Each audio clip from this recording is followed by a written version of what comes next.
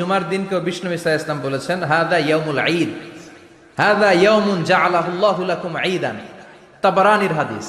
বিষ্ণু বলেছেন এটা এমন দিন যে দিনটাকে আল্লাহ তাআলা তোমাদের জন্য ঈদের দিন হিসেবে ঘোষণা দিয়েছেন। পড়েন আলহামদুলিল্লাহ। আল্লাহ তাআলার একটা বৈশিষ্ট্য হচ্ছে সুন্নাতুল্লাহি ফিত তাফদিল।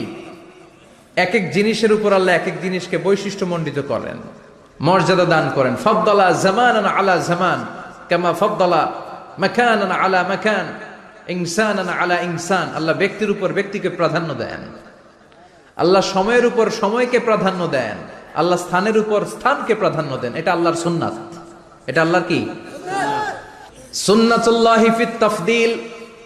ফাদ্দালা জামানান আলা জামান কামা ফাদ্দালা মাকানান আলা মাকান, ইনসানান আলা ইনসান। পৃথিবীর সব মানুষগুলো এক রকম নয়, এক মর্যাদার নয়। আবার লক্ষাধিক নবী